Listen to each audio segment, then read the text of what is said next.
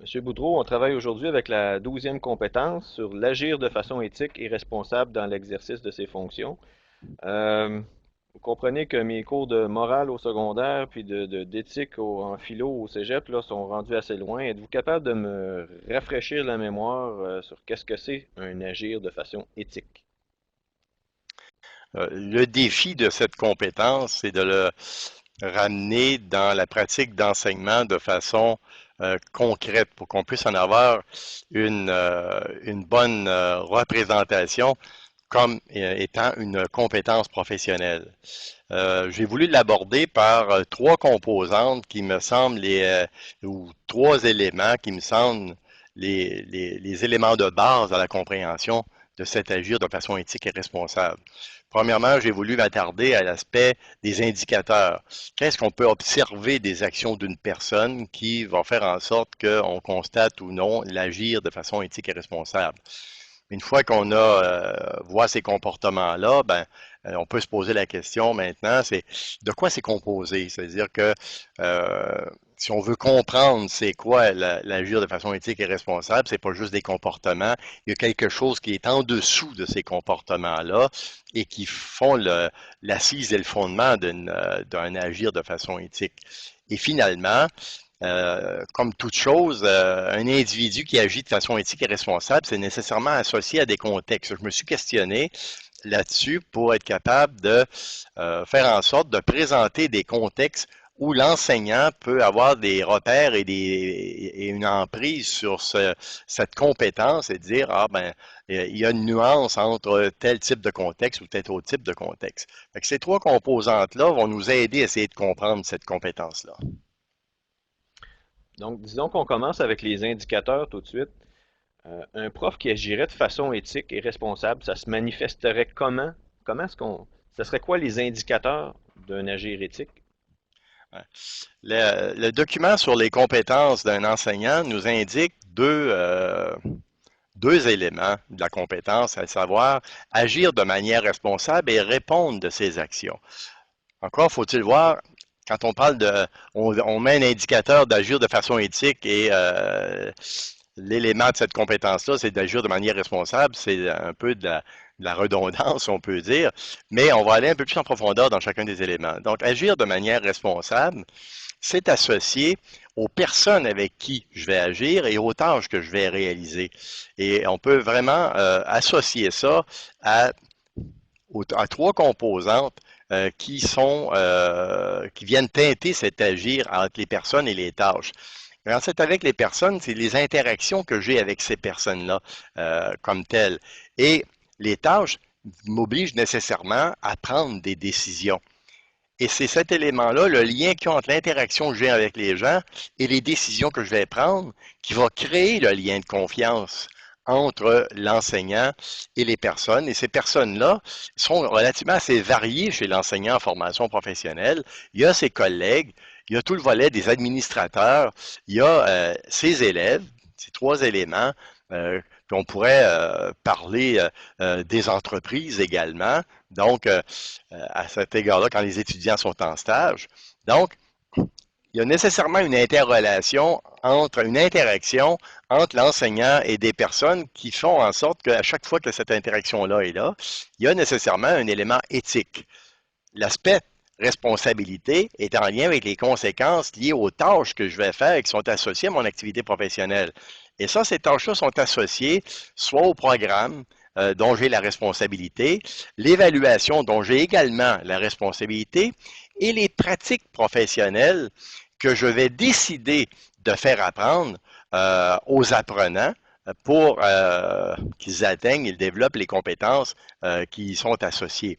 Ça, c'est la partie agir de manière responsable avec la partie personne et tâche. La partie répondre de ces actions.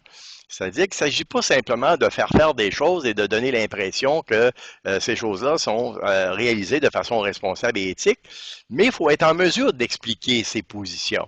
Donc, répondre de ces actions, c'est pas juste d'assumer les conséquences, mais c'est également d'être capable d'expliquer ses positions, de justifier ses décisions et d'assumer les conséquences. Parce que Lorsque les interactions ont été faites entre les personnes et les tâches que j'avais à prendre, donc les décisions et les interactions, n'ont pas été l'effet d'un hasard ou d'un élément spontané, ça a été le fruit d'une réflexion et qui a fait en sorte que je suis arrivé à prendre les décisions que j'avais à prendre ou d'agir de telle façon avec des personnes sur la base d'une position que j'ai, de décision, d'être capable de justifier cette décision et d'en assumer les conséquences. M. Boudreau, pour aborder le prochain point, j'aimerais qu'on regarde ça sous l'angle d'un cas concret. Un prof qui sent qu'un élève n'est pas prêt à aller à l'examen. Il redoute aussi que cet élève-là puisse mal vivre ça, un échec. Donc, lui, de lui-même, ferait le choix de ne pas l'envoyer à l'examen, sauf qu'il sent une pression de la part de sa direction pour envoyer cet élève-là à l'examen. La justification de la direction, c'est qu'on on pense que peut-être cet élève-là pourrait abandonner. Et donc, ça serait une perte monétaire pour l'école si l'élève ne fait pas son examen, même si c'est possible qu'il y ait un échec. Donc, qu'est-ce que vous pensez de ça? Comment un prof peut agir de façon éthique dans un cas comme ça? Pour nous aider à comprendre qu'est-ce qui pourrait venir interagir dans l'esprit et les valeurs du professeur, je pense que c'est à ce stade-ci, c'est important de voir les composantes de ce que l'on entend par agir de façon éthique et responsable. Parce que c'est sûr que le professeur se retrouve dans un dilemme où est-ce que d'un côté, hiérarchiquement, il sent une pression et de l'autre côté, pédagogiquement, ben, il sent que lui, pour agir de façon pédagogique avec l'apprenant, ben, il faudrait qu'il aille à l'encontre de ce que la hiérarchie va lui demander. Ben, c'est un bel exemple d'un problème éthique. Il y en a beaucoup d'autres, mais c'en est un bel exemple entre mes valeurs professionnelles versus les exigences professionnelles. Et ça, on en est confronté, tout le monde qui ont une profession sont confrontés régulièrement à ce type de position, euh, de réaction. Mais je pense que ce qui va nous aider tout à l'heure à en arriver à une position potentielle de cet enseignant par rapport à cette pression-là, c'est de comprendre les composantes. Euh, Quelqu'un aurait pu très bien dire, bon, ben moi, je prends la décision d'obéir ou je prends la décision d'expliquer. C'est pour ça tout à l'heure, quand on parlait de répondre de ses actions, oui, il faut assumer les conséquences, mais il faut être en mesure de justifier sa décision et d'expliquer ses positions. Vous voyez, quand on parlait des indicateurs, ça donne tout son sens. Il ne s'agit pas d'agir à l'encontre des directives qu'on reçoit, mais il n'est pas dit qu'on ne soit pas en mesure d'expliquer sa position et d'en justifier ses décisions. Si la valeur pédagogique de l'enseignant est de dire on va le présenter quand cette personne-là va être prête et elle va avoir un succès et elle va continuer à réussir. Donc, à ce moment-là, il y a une argumentation à venir mettre en place, il y a une responsabilisation.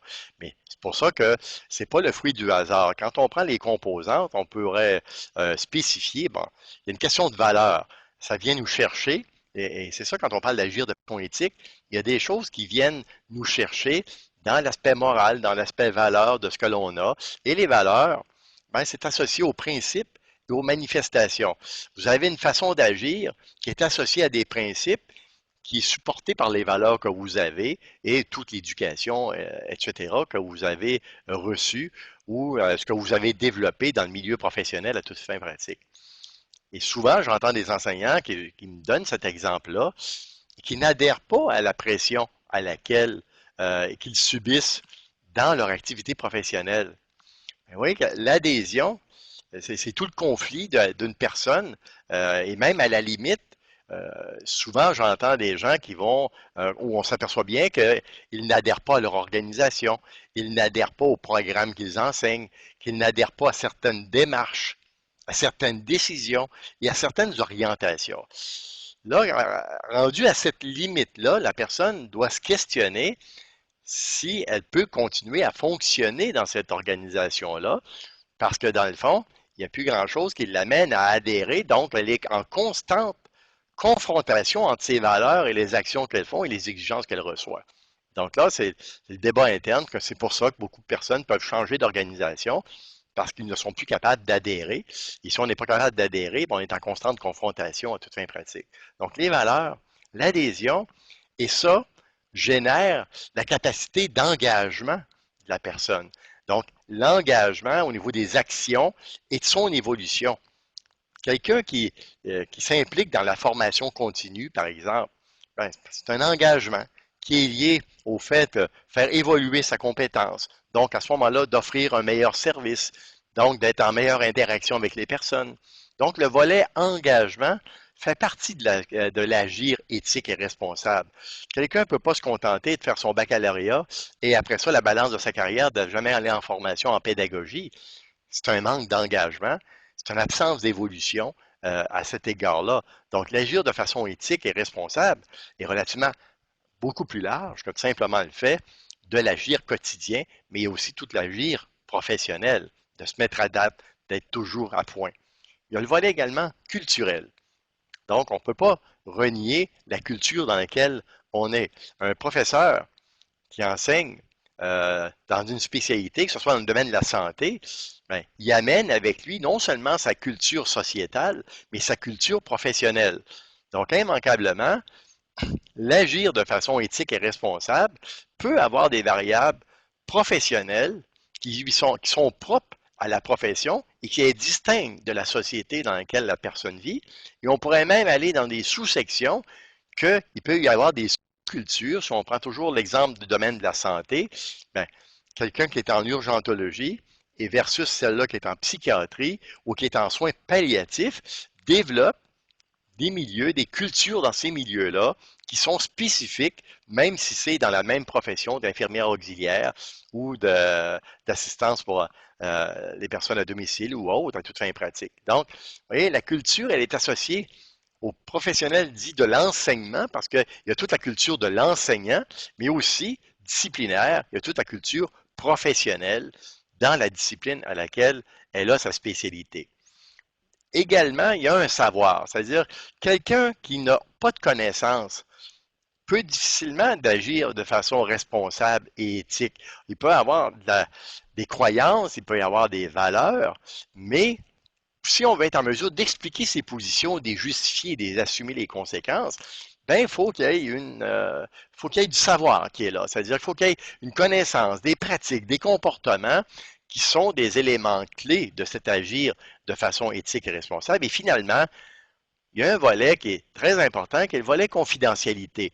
C'est-à-dire que quand on parlait tout à l'heure de lien de confiance entre un professionnel et les interactions avec les autres, ben, il y a de la confidentialité, il y a le respect des règlements, mais on ne pourrait pas dire que essentiellement, le fait de respecter des règlements démontrerait un agir éthique à toute fin pratique. Il y aura un respect des règlements, mais pas nécessairement une manifestation, on dirait, d'agir de façon éthique. Mais il y a les pratiques professionnelles, il y a les relations interpersonnelles, le lien que j'ai avec mes apprenants, la manière dont j'interagis avec eux. Euh, donc, de ne pas mettre sur la place publique les problématiques qu'un étudiant peut avoir. Ça s'est déjà vu dans certaines classes où est-ce que on pouvait un peu stigmatiser certains étudiants par rapport à d'autres, étant donné la dynamique de la classe. Ben, c'est pas un agir de façon éthique et responsable. Ce qu'un enseignant va dire avec un apprenant ou avec ses collègues, il y a une certaine confidentialité, parce que la confidentialité est l'assise du lien de confiance et l'assise de l'interaction. Plus le lien de confiance s'installe, plus il y aura d'interaction et l'enseignant a de plus en plus d'avantages d'avoir ce lien de confiance-là, mais qui est associé à la confidentialité. Donc, les composantes, valeurs, adhésion, engagement, culture, savoir et confidentialité, je pense, nous offrent des repères relativement assez précis pour qu'on puisse comprendre qu'est-ce qui constitue un agir de façon éthique et responsable. Monsieur Boudreau, quand on lit le libellé des compétences, de la compétence 12, que ce soit dans le référentiel des profs du secondaire et du primaire et le référentiel de l'AFP, c'est exactement la même chose. Par contre, au niveau des contextes, vous, ce que vous vous apprêtez à nous dire, c'est qu'il y a une différence là, au niveau du contexte, là. En formation professionnelle, effectivement, on pourrait même dire que l'agir de façon éthique et responsable est doublé chez l'enseignant en formation professionnelle. Il y a deux contextes qui sont distincts et concomitants. Il y a l'agir de façon éthique et responsable de l'enseignant dans son acte d'enseignement et du professionnel qui est l'exemple de sa discipline. C'est-à-dire que je peux être un enseignant dans le domaine de la mécanique auto, mais je dois démontrer comment agit un mécanicien lorsqu'il travaille, il fait ses tâches et les pratiques de travail comme telles. Donc, le métier n'est pas qu'un assemblage de tâches et de postes de travail, mais de comportements dépendamment des situations de travail. Donc, on le voit souvent, les enseignants vont me dire, les étudiants, quand ils sont en stage, c'est là qu'on confronte tout le volet de leur agir éthique et responsable. Puis souvent, ce qu'on me dit, c'est que l'une des problématiques, c'est que ils font ce qu'ils disent, qu'on leur dit de faire, mais ils n'ont pas la conscience associée à l'éthique et la responsabilité. L'étudiant, c'est un élément qui devra apprendre tout au long de ses activités d'apprentissage et de sa formation. Mais le défi, c'est un des défis importants. Comment on fait apprendre à l'apprenant un agir éthique et responsable? Fait que vous voyez, l'un des paramètres pour l'apprentissage, c'est l'exemple. C'est-à-dire, il faut donner l'exemple. Fait que l'enseignant en formation professionnelle n'est pas qu'un enseignant qui enseigne une discipline. Il n'enseigne pas les mathématiques, il n'enseigne pas le français. Il enseigne une profession. Et dans la profession, il n'y a pas que du savoir et du savoir-faire, il y a du savoir-être. Et le savoir-être est teinté nécessairement de ce que l'on est, de notre culture, de notre comportement, des valeurs que l'on a, des principes, ainsi que de tout le volet moral et autres. Chaque action qu'un professionnel fait, peu importe son niveau, qu'il soit plombier, qu'il soit charpentier, qu'il soit dans le domaine de la santé ou qu'il soit pompier, ben, chaque action est teintée des valeurs de la personne et des valeurs de la profession et de l'organisation à travers laquelle, c'est-à-dire à laquelle il travaille et qui y adhère. Donc, on voit le double rôle de l'enseignant de dire, ouais, oui, je dois avoir un agir éthique comme enseignant, donc avec mes collègues, avec la direction, avec mon rôle euh, d'accompagnateur des élèves, selon les situations, je dois accompagner mes étudiants, je dois les évaluer et il y a un programme à respecter là-dessus. Donc, on voit toutes les composantes qui peuvent venir provoquer dans mes actions les manifestations d'un agir éthique et responsable. On voit très bien que le domaine de l'évaluation, on se retrouve avec un paquet d'agirs dans le domaine de l'évaluation, confidentialité des résultats, confidentialité de la démarche, respect de la démarche, la transparence, etc., conformité avec le programme. Bon, toutes les décisions que l'enseignant va prendre à cet égard-là sont des manifestations, mais de son activité d'enseignant.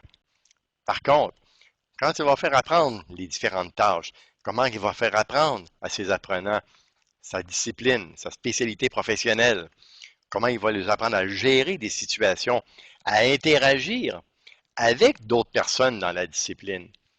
Et il ne faut pas oublier que notre enseignant, ce n'est pas juste un groupe d'enseignants qui interagissent entre eux, mais aussi des mécaniciens qui interagissent entre eux. Et cette interrelation-là est observée par les étudiants à deux égards. Comment il agit comme enseignant, comment il agit comme professionnel de sa discipline. Et ces deux composantes-là deviennent les repères pour l'apprenant pour comprendre cette fameuse agir éthique et responsable dans la profession. Donc, double emploi chez l'enseignant de cette compétence-là et où le volet disciplinaire, là encore, il est avec des personnes, des collègues, les élèves, le milieu de travail. Et selon les situations, ça peut varier, la classe, le laboratoire, l'atelier, les stages.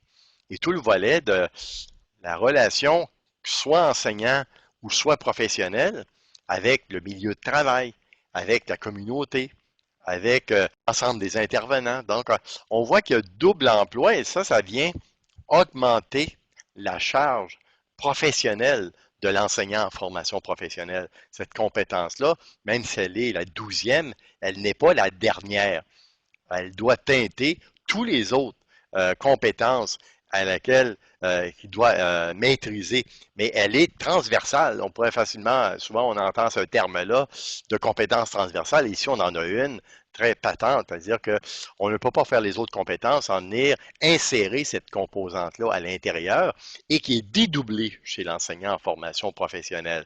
Donc, elle n'est pas anodine, elle est complexe, elle est essentielle et elle doit être comprise. C'est pour ça que dans la présentation que je viens de vous faire, en parlant des indicateurs, des composantes et des contextes, je pense avoir réussi à prendre un concept qui est relativement assez abstrait et même parfois flou pour certains, mais essentiel et critique par rapport à l'activité professionnelle de nos enseignants en formation professionnelle.